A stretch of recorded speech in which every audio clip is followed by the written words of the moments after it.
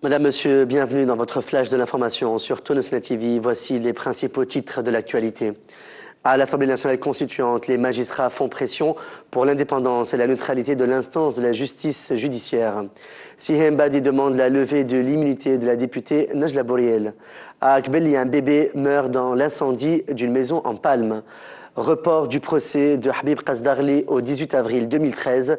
Et à l'étranger, Washington demande à la Corée du Nord de cesser ses menaces provocatrices. Un groupe de magistrats s'est rassemblé ce jeudi 4 avril devant le siège de l'Assemblée nationale constituante pour revendiquer la garantie de l'indépendance et la neutralité politique de la future instance provisoire de la justice judiciaire. Alors que le projet de loi portant création de l'instance est débattu en séance plénière à l'hémicycle du Bardo. La présidente de l'Association des magistrats tunisiens, Kalfoum Kanou, estime que l'instance doit nécessairement être à l'écart des tiraillements politiques. La députée Salah Ben Aïcha, groupe du mouvement Nahda, a défendu ce jeudi 4 avril en séance plénière à l'Assemblée nationale constituante le principe d'une composition mixte, magistrats et non-magistrats, pour l'instance provisoire de la justice judiciaire. Selon Salah Ben Aïcha, une telle composition est celle qui se rapproche le plus des standards internationaux et l'indépendance administrative et financière est garantie dans le premier article du projet de loi portant création de l'instance.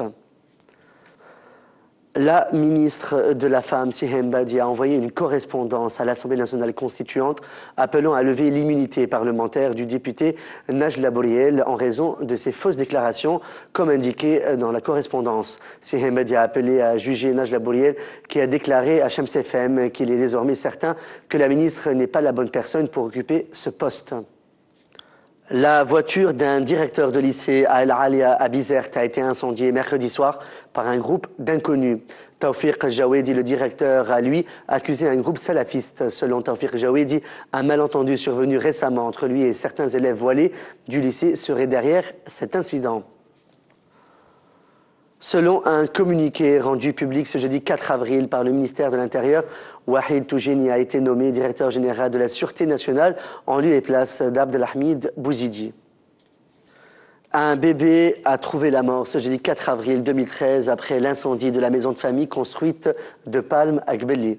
Notons que dernièrement, lors d'une visite d'un secrétaire d'État à la région, la maison a été répertoriée dans la liste des habitations sociales nécessitant un réaménagement. Le tribunal de première instance de la Manoba a décidé ce jeudi 4 avril de reporter l'examen du procès du doyen de la faculté des lettres de la Manoba, Habib Qasdarli, au 18 avril prochain. Rappelons que le doyen de la faculté des lettres de la Manoba est accusé d'avoir agressé une étudiante portant le niqab.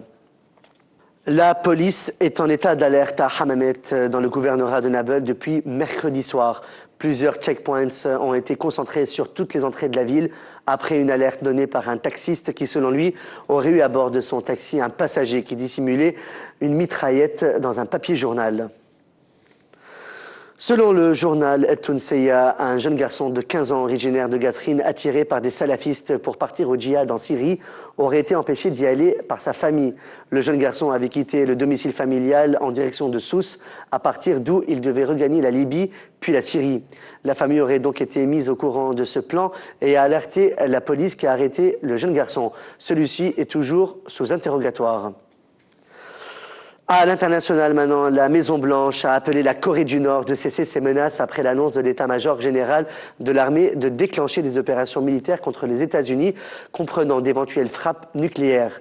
La Corée du Nord devrait arrêter ses menaces provocantes et plutôt essayer de se conformer à ses obligations internationales, a déclaré la porte-parole du Conseil national de sécurité, Caitlin Hayden. La police française a procédé à l'arrestation d'une femme tunisienne relevant du mouvement des Femen France ce jeudi 4 avril 2013 à Paris, qui a tenté de brûler le drapeau salafiste devant l'ambassade tunisienne.